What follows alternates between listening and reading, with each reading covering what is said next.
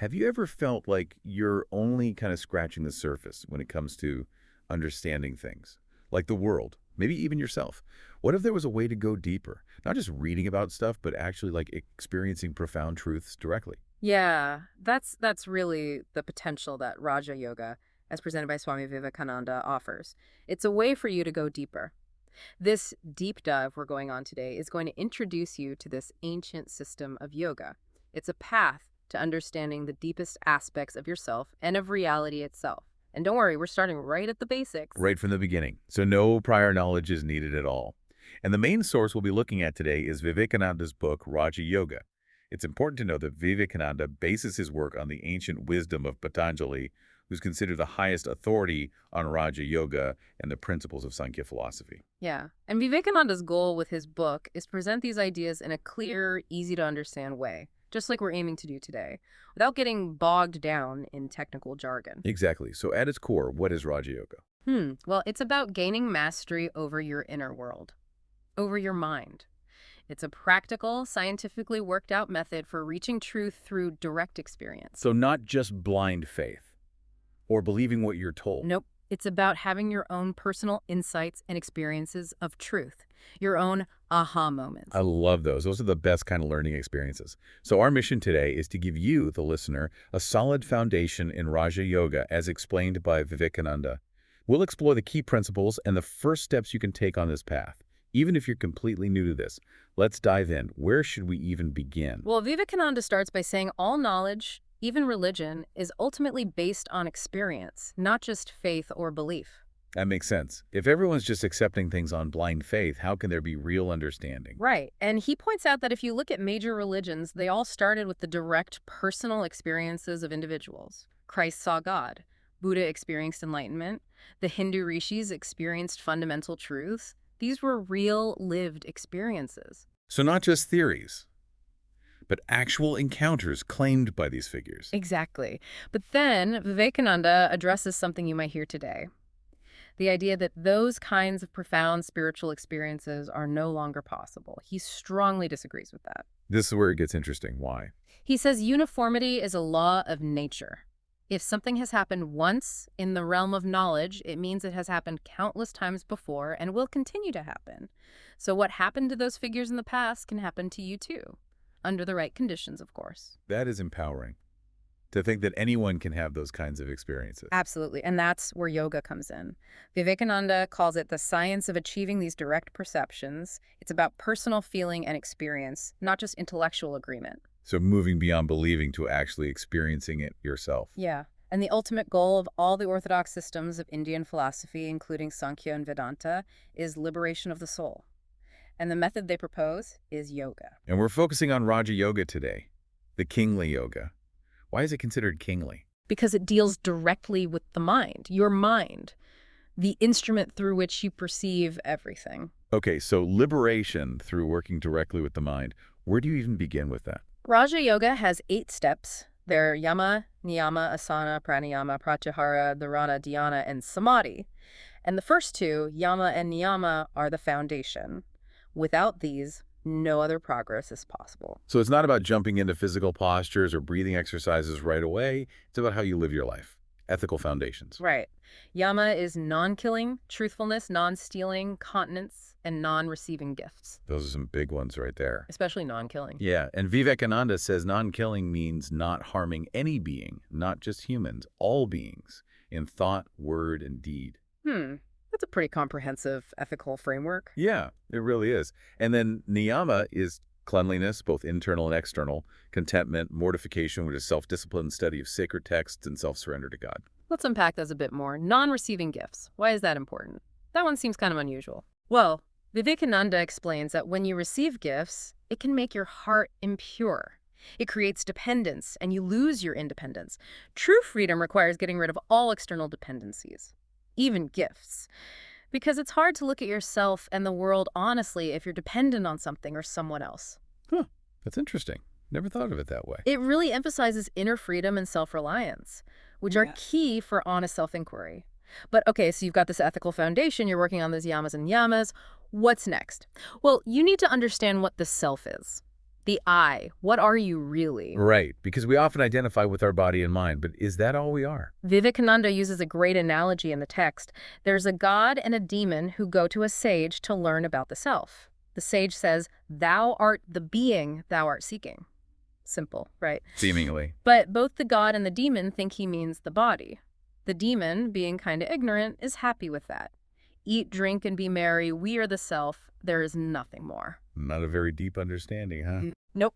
The god, though, is a bit more refined. He thinks, I am this body, so I need to keep it strong and give it pleasure. But then he realizes the body changes and dies. So he goes back to the sage, and the sage just repeats, find it out. Thou art that. So the god has to dig deeper, not just accept the surface level answer. Right, then the god thinks maybe it's the vital forces that animate the body. But they depend on food and air to exist. Then he thinks it's the mind, but the mind is constantly changing. Happy one moment, sad the next. And each time the sage just says, thou art that.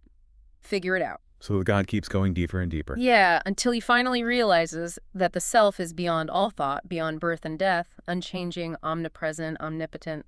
It's not the body or the mind, but something that transcends them both. The demon, though, stays stuck on the body. So that's the true self, the one you're trying to liberate in Raja Yoga. Exactly. And that's a great segue into the next concept, prana, the vital force, the control of which is pranayama. Most people think of pranayama as breathing exercises. And that's where the misconception lies. Breathing exercises are just one way to access and control prana. Pranayama is much broader than that. So what is prana then? In Indian philosophy, the universe is made of two things, akasha and prana. Akasha is like the potential of everything, the raw material. And prana is what brings that potential to life. Exactly. It's the force, the energy that acts on akasha to create everything.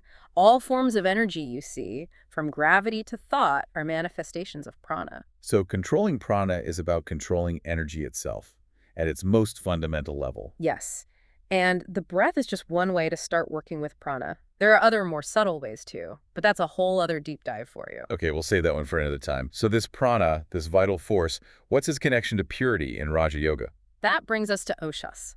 Ojas is the highest form of energy in the body, the refined essence of all bodily forces. It's mainly stored in the brain and leads to increased intellectual and spiritual power. So how do you increase your oshas? Yogis say you transform sexual energy into ojas through chastity. Not just physical chastity, but in thought and word, too. Wow, that's a strong statement. Yeah. The idea is that wasting sexual energy depletes you, while conserving it builds ojas and strengthens you, both mentally and spiritually. So there's a deep connection between physical discipline and spiritual growth in Raja Yoga. Now, what about controlling the mind from outside, like through hypnosis or something? Vivekananda warns against that. He says those methods weaken your mind in the long run and take away your freedom. Makes sense. In Raja Yoga, it's all about self-mastery, right? Absolutely. And he has this really vivid image of the human mind. He compares it to a monkey. Aha, I like this one. It's a maddened monkey, Hmm. restless by nature, drunk on desire, stung by jealousy, and possessed by pride.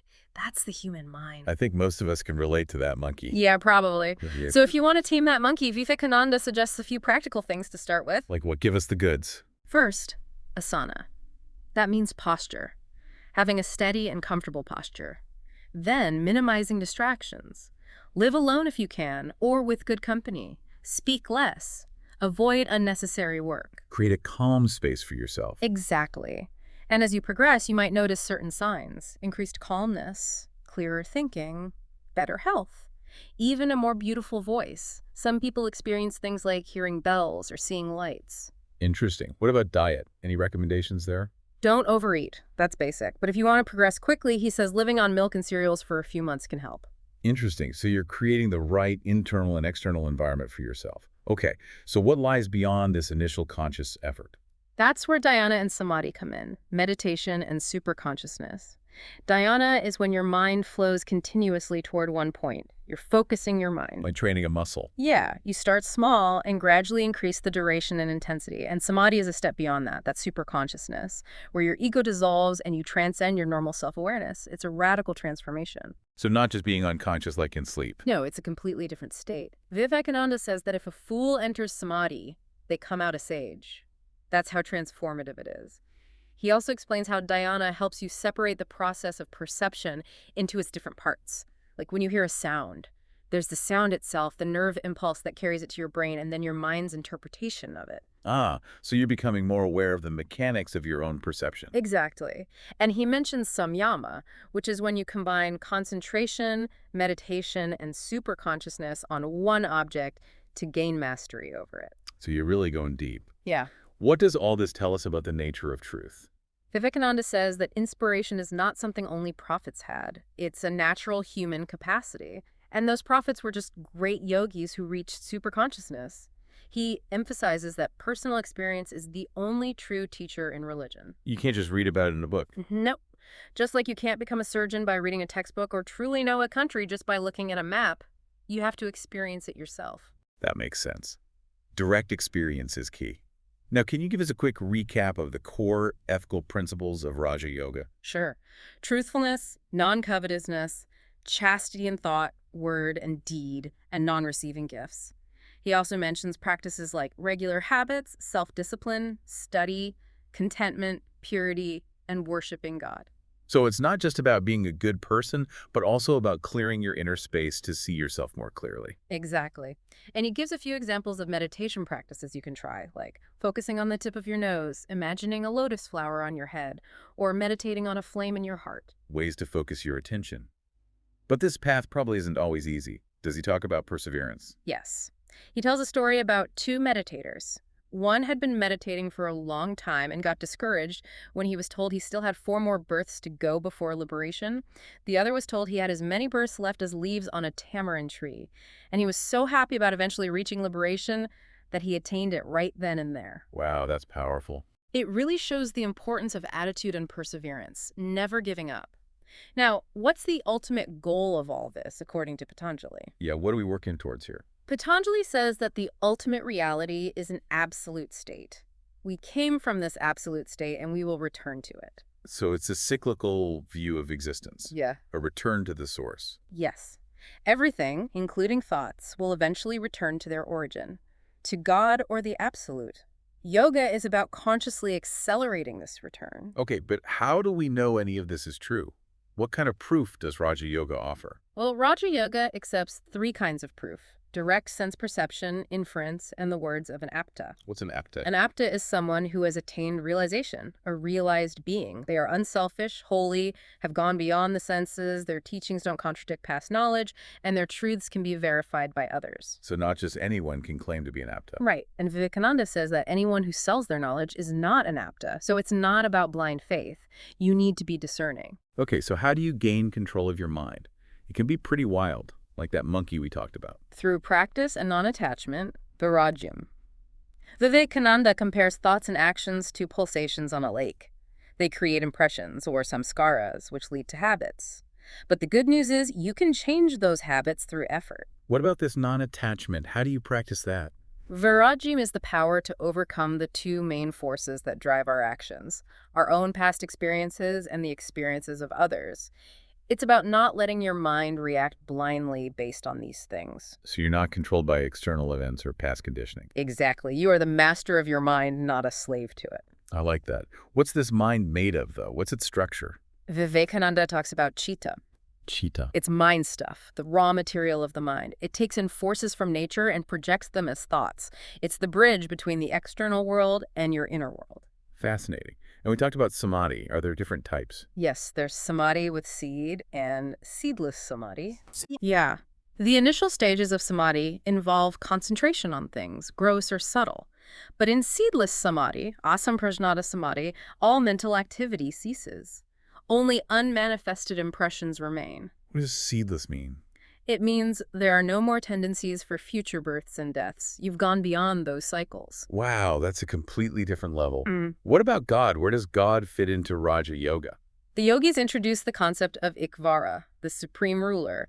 He's a special Purusa, untouched by suffering or desires. He's the first teacher, the source of infinite knowledge. Okay. And Om is his symbol, the word that represents him. Repeating Om and meditating on its meaning is a powerful practice. It helps create positive impressions in the mind. So Ikvar is like a guiding light on this path. Are there any other practical mental disciplines we should know about? Yes, Vivekananda says it's important to cultivate specific attitudes towards others: friendship for all, mercy towards the miserable, happiness for the happy, and indifference towards the wicked. Interesting. So it's not just about your own inner world, but how you relate to the outer world as well. Exactly. And finally, the core understanding of bondage and freedom in Raja Yoga is this. The Purusa, your soul, is inherently free. But because of ignorance, it identifies with nature, with your body and mind. And that creates a feeling of being trapped. Yes. The yogi's analysis helps you see the difference between what is truly free, your soul, and what is bound, your mind and body. That's how you realize your inherent freedom. So the journey of Raja Yoga is about untangling yourself from that misidentification. Precisely. And remember, this is just an introduction. There's so much more to explore. Yeah, we've only scratched the surface, but it's a fascinating start. It is. Vivekananda encourages everyone to personally experience these teachings. That's the ultimate validation. That brings us back full circle to the idea of direct experience. So here's a final thought for you, the listener. If your true nature is beyond limitations, what might be possible if you explore your inner world? Your own potential for understanding and freedom might be greater than you think. And if this resonates with you, perhaps diving deeper into Vivekananda's Raja Yoga or seeking guidance from a qualified teacher is the next step for you.